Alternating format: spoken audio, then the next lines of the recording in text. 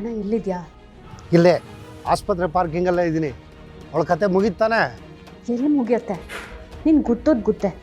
ಒಂದೇ ಸಲ ಪ್ರಾಣ ಪಕ್ಷಿ ಹಾರೋಗ್ಬೇಕು, ಹಾಗೆ ಗುದಿಬೇಕು ತಾನೆ. ಸ್ವಲ್ಪದ್ರಲ್ಲೇ ಮಿಸ್ ಆಗೋಯ್ತು. ಸರಿ, ಸಿಚುವೇಶನ್ ಹೇಗಿದೆ? ಅವಳು ಬದುಕ್ತಾಳ ಇಲ್ವಾ? ಇನ್ನೂ ಏನಂತ ಗೊತ್ತಾಗಿಲ್ಲ ಅಣ್ಣ. ಡಾಕ್ಟ್ರು ಚೆಕ್ ಮಾಡ್ತಿದ್ದಾರೆ. ಅವಳನ್ನ ಕಾರಲ್ಲಿ ಕರ್ಕೊಂಡು ಹೋಗ್ಬೇಕಾದ್ರೆ ಕತ್ತಿಸ್ಕಿ ಸಾಯಿಸೋದು ತಾನೆ? ನಾನು ಒಬ್ಬಳೇ ಇದ್ದರೆ ಹಾಗೆ ಮಾಡ್ತಿದ್ದೆ ಅಣ್ಣ. ಅದ್ರ ಜೊತೆ ಡ್ರೈವರ್ ಇದ್ನಲ್ಲ, ಅದಕ್ಕೆ ಏನೂ ಮಾಡೋಕ್ಕಾಗಲಿಲ್ಲ. ಅಣ್ಣ, ಇವತ್ತು ಹೇಗಾದರೂ ಮಾಡಿ ನಾವು ಅವಳನ್ನ ಸಾಯಿಸಲೇಬೇಕು. ಇಲ್ಲದೆ ಹೋದರೆ ನಮ್ಮ ಪ್ಲಾನ್ ಎಲ್ಲ ಉಲ್ಟಾ ಆಗೋಗುತ್ತೆ. ಅದಕ್ಕೆ ನೀನು ಯಾರ ಕಣ್ಣಿಗೂ ಕಾಣಿಸ್ದೇ ಇರೋ ಹಾಗೆ ಒಳಗೆ ಬಂದುಬಿಡು. ಸರಿ, ಬರ್ತೀನಿ. ಓಕೆನಾ?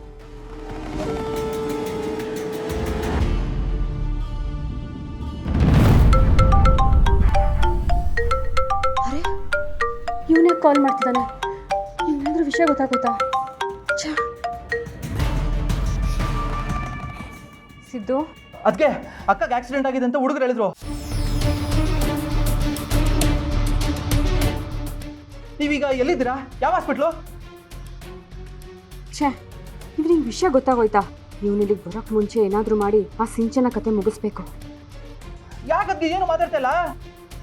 ಸಿದ್ದು, ಸಿಂಚನಾಗಿ ಹೀಗಾಗಿದೆಯಲ್ಲ, ನಾನು ಏನು ಮಾಡ್ತಿದ್ದೀನಿ ಅಂತ ನನಗೆ ಗೊತ್ತಾಗ್ತಾ ಇಲ್ಲ. ಸಿದ್ದು, ಬೇಗ ಬಂದ್ಬಿಡು ಸಿದ್ದು. ಪಾತ್ವೆ ಹಾಸ್ಪಿಟಲ್, ನನಗೆ ಕೈ ಕಾಲೇ ಆಡ್ತಾ ಇಲ್ಲ. ಬೇಗ ಬಾ ಸಿದ್ದು. ಸರಿ ಅದಕ್ಕೆ, ಈಗಲೇ ಓಡ್ತೀವಿ. ಅಕ್ಕ ಹೆಂಗಿದ್ದಾಳೆ? ಡಾಕ್ಟರ್ ಏನಂದ್ರು? ಇನ್ನವ್ರು ಚೆಕ್ ಮಾಡ್ತಿದ್ದಾರೆ. ಅವ್ರು ಹೊರಗಡೆ ಬಂದಮೇಲೆ ಏನು ಹೇಳ್ತಾರೆ ನೋಡಬೇಕು. ನೀನು ಬೇಗ ಬಂದ್ಬಿಡು ಸಿದ್ದು ಪ್ಲೀಸ್. ಸರಿ ಅದಕ್ಕೆ, ಬನ್ನಿ ಬನ್ನಿ.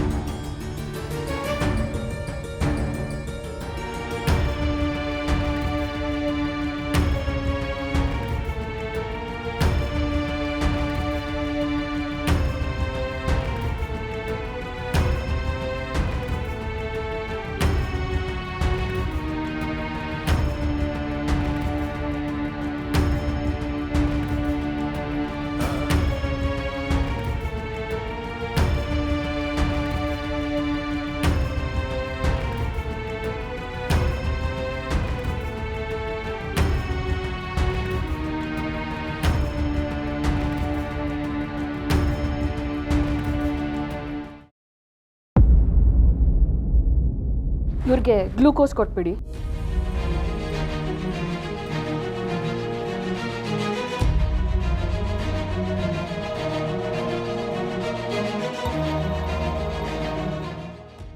ಡಾಕ್ಟರ್, ಸಿಂಚನ ಕಂಡೀಷನ್ ಹೇಗಿದೆ? ಭಯ ಪಡುವಂಥದ್ದು ಏನೂ ಇಲ್ಲ. ಆಕ್ಸಿಡೆಂಟ್ ಆಗಿರೋ ಶಾಕಿಗೆ ಶಿ ಸ್ಟಿಲ್ ಅನ್ಕಾನ್ಷಿಯಸ್. ಸ್ವಲ್ಪ ಹೊತ್ತಲ್ಲಿ ಪ್ರಜ್ಞೆ ಬರುತ್ತೆ, but will still keep her under observation. ಮಗುಗೇನೋ ಹೆಚ್ಚು ಕಮ್ಮಿ ಆಗಿಲ್ಲ ತಾನೆ? ಅವ್ರಿಗೇನೋ ಪ್ರಜ್ಞೆ ಬಂದಿಲ್ಲ. ಪ್ರಜ್ಞೆ ಬಂದಮೇಲೆ ಸ್ಕ್ಯಾನ್ ಮಾಡಿ ನೋಡೋಣ. Will see. ಓಕೆ ಡಾಕ್ಟರ್, ನಾನು ಹೋಗಿ ನೋಡ್ಬೋದಾ? ಶೋರ್ ಯು ಕ್ಯಾನ್, ಬಟ್ ಅವ್ರನ್ನ ಮಾತಾಡ್ಸೋ ಪ್ರಯತ್ನ ಮಾಡಬೇಡಿ. ಓಕೆ.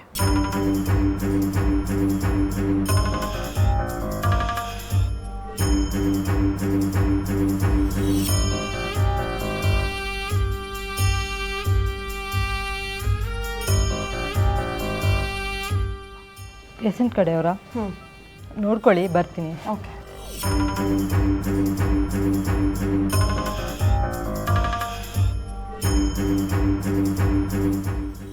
ಆದರೂ ನೀನು ತುಂಬ ಗಟ್ಟಿಗಿತ್ತಿ ಕಣೆ. ನಿನ್ನ ಸಾಯಿಸೋದಕ್ಕೆ ಪ್ರಯತ್ನ ಪಟ್ಟರು ಬದುಕ್ಬಿಟ್ಟೆ ಅಲ್ಲ? ಆದರೂ ನಾನು ನಿನ್ನ ಬದುಕೋದಕ್ಕೆ ಬಿಡಲ್ಲ, ಸಾಯಿಸದೆ ಬಿಡಲ್ಲ. ನಿನ್ನ ಮನೆಯವರೆಲ್ಲ ಗೋಳಾಡೋದನ್ನು ನಾನು ನೋಡಬೇಕು. ಆಗಲೇ ಅಲ್ವಾ ನನಗೆ ನನ್ನ ಮನೆಯವ್ರಿಗಾದ ಅನ್ಯಾಯಕ್ಕೆ ಪ್ರತಿಕಾರ ಸಿಗೋದು.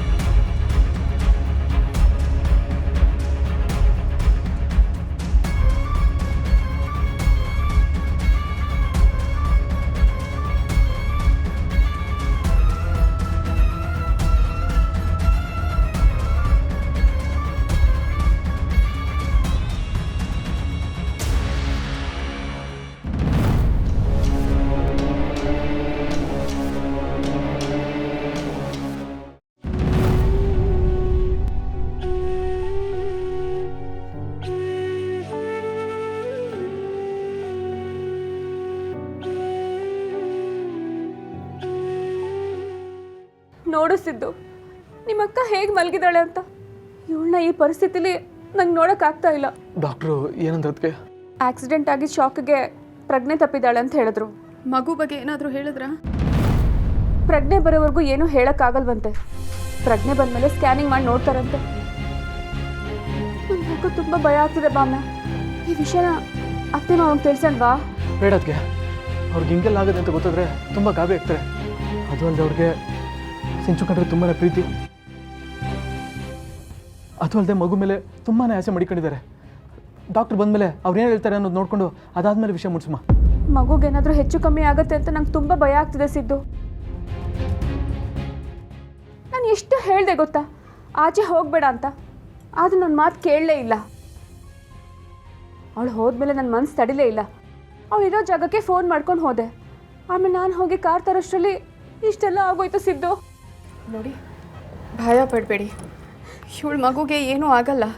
ಗಂಡ ಸರಿ ಇದ್ದಿದ್ರೆ ಸಿಂಚನನಿಗೆ ಇವತ್ತಿಂಥ ಪರಿಸ್ಥಿತಿ ಬರ್ತಿರ್ಲಿಲ್ಲ. ಅವ್ನು ಬೇಜವಾಬ್ದಾರಿಯಿಂದ ಸುತ್ತಾಡ್ತಿದ್ದಾನಲ್ಲ ಅಂತ ಇವಳು ತುಂಬ ತಲೆ ಕೆಡಿಸ್ಕೊಂಡಿದ್ಲು. ಆದರೆ ಇವಳು ಮಗು ಏನೂ ಆಗಲ್ಲ. ಆ ದೇವರು ಸಿಂಚನನಿಗೆ ಅನ್ಯಾಯ ಮಾಡಲ್ಲ.